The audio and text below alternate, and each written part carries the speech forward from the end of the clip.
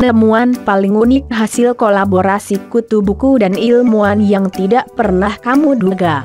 Hubungan antara kutu buku dan ilmuwan walaupun terdengar aneh, namun nyatanya memang benar adanya. Seringkali, dua hal yang berbeda ini malahan mampu untuk mendukung satu dengan yang lainnya, dan membawa kepada hasil yang tidak diduga-duga. Hal ini mungkin cukup masuk akal karena pada dasarnya fenomena alam dan dunia teknologi masih menjadi dua hal yang saling berhubungan dan memiliki ketergantungan satu sama lainnya sehingga mampu menciptakan hal unik dengan perantara seorang kutu buku dan juga ilmuwan dunia. Jika kamu penasaran penemuan unik macam apa saja yang lahir dari hasil kolaborasi seorang kutu buku dan ilmuwan, berikut kami telah merangkumnya. 1. Prosedur pemindahan atom. Pada bulan September 1989, fisikawan IBM Donnie Geller berhasil menyusun 35 atom xenon untuk mengejar singkatan IBM. Prestasi luar biasa ini dimungkinkan oleh penggunaan mikroskop tunneling pemindaian. Atom tunggal ini disusun dengan menggunakan ujung tajam mikroskopik untuk kemudian bergerak di atas permukaan dan melepaskan gaya tarik-menarik dan tolak-menolak untuk mengambil dan meletakkan atom yang lain. Sejak itu, fisikawan telah berhasil menulis kata untuk atom dalam kanji Jepang yang tentunya cukup rumit, menciptakan dunia sempoa terkecil, dan meninggalkan catatan untuk rekan kerja. Puncak dari pekerjaan ini mereka gambarkan dengan memanipulasi atom dalam film pendek, A Boy and His Atom, yang lebih ilmiah daripada fiksi. Sementara aplikasi dunia nyata dari penemuan baru ini belum sepenuhnya terwujud, namun banyak yang menganggap bahwa hal ini merupakan langkah besar bagi pengembangan nanoteknologi yang nantinya dapat mengubah hidup manusia. 2. Lucci. Tidak diragukan lagi bahwa salah satu fosil paling ikonik dan terkenal di dunia adalah penemuan fosil Lucci the Australopithecus afarensis. Fosil ini ditemukan pada tahun 1974 di Hadar, Ethiopia, oleh Donald Johansson dan Tom Gray, dan dalam penjelasan keduanya Lucci diperkirakan hidup sekitar 3,2 juta tahun yang lalu. Fosil tulang belakang dari Lucci mempunyai bentuk yang melengkung, lutut bikondilar, dan struktur panggulnya menunjukkan bahwa fosil ini dahulunya adalah bipedal. Jadi, dapat disimpulkan bahwa fosil Lucci adalah salah satu nenek moyang hominid tertua yang pernah manusia ditemukan. Namun apa yang membuat penemuan ini begitu aneh?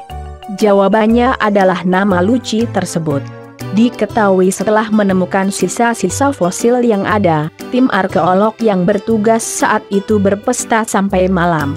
Dan lagu populer The Atlas Lucci in the Sky with Diamonds pun diputar sepanjang malam.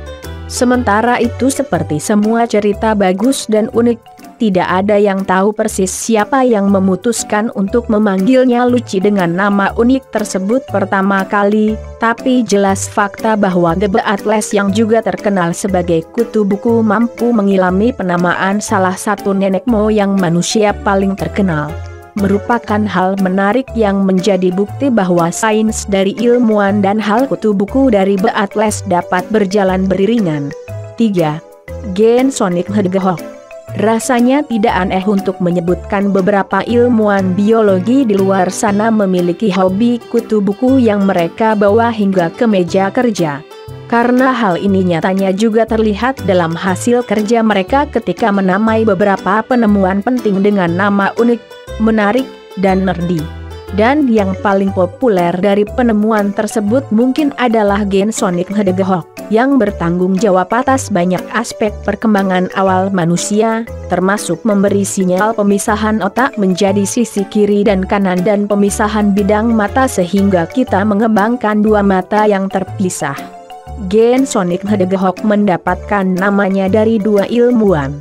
Pada awal 1990-an, Christian Einstein adalah yang pertama kali menemukan gen tersebut ketika dia menonaktifkannya pada lalat buah. Keberadaan gen ini kemudian menyebabkan mutasi yang mengakibatkan tumbuhnya dentikel kecil yang menyerupai duri lada. Gen itu kemudian pada awalnya hanya bernama Hedgehog.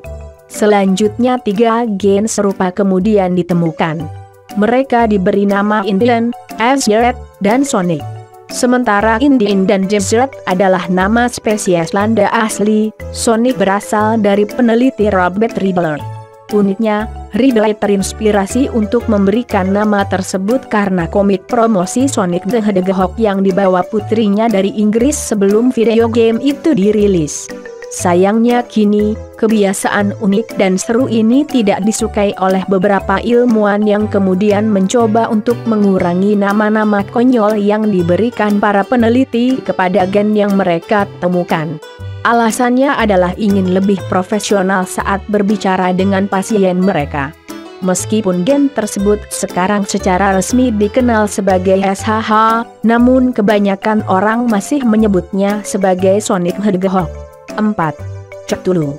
H.P. Lovecraft merupakan tokoh jenius walaupun sedikit aneh di balik populernya karakter monster mistis Cthulhu.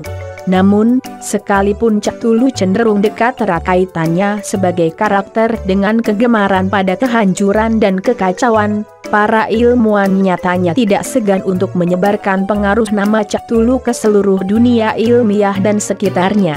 Pertama, seekor laba-laba kayu merah asal California yang diberi nama Pimoa Cthulhu.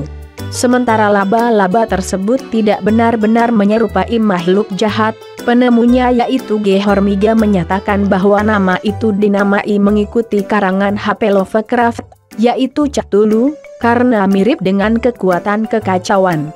Selain itu, juga terdapat mikroba yang disebut sebagai protista yang ditemukan dalam usus raya diberi nama Cthulhu Macrophage Cthulhuidae dan Cthulhu Microphage Cthulhuidae, sebuah ide yang cukup egois namun juga unik dan menyenangkan. Lagi pula nama tersebut cukup beralasan, pasalnya mikroba tersebut diketahui memiliki hingga 20 flagella, tentakel, yang digunakan untuk bergerak seperti gurita. Sementara itu, uniknya kepopuleran nama Cthulhu ternyata juga mampu melewati dunia kita hingga keluar angkasa, di mana terdapat sebuah wilayah di planet kerdil Pluto yang dinamai Cthulhu. Para ilmuwan beralasan karena wilayah tersebut adalah salah satu daerah tergelap di Pluto. 5. Lord of the Rings yang menginspirasi segalanya. Berbicara tentang makhluk jahat dari The Lord of the Rings, inilah saatnya untuk membicarakan salah satu bentuk budaya nerd yang paling kekinian dan memiliki tempat tersendiri di hati dunia ilmiah. Budaya populer The Lord of the Rings nyatanya telah meresap di hampir setiap disiplin ilmu dari taksonomi makhluk baik yang masih ada maupun yang sudah punah hingga wilayah planet dan komet. Sebuah perusahaan perangkat lunak bernama Palantir diketahui juga bekerja dengan CIA dan NSA. Jika kamu bertanya-tanya apa itu Palantir, Palantir adalah sebuah bola kristal versi Middle Earth yang memungkinkan pengguna untuk melihat apapun di mana saja di dunia. Lebih menarik lagi, karya terkenal dari tangan dingin J.R.R. Tolkien nyatanya juga telah meluas melampaui yang seharusnya.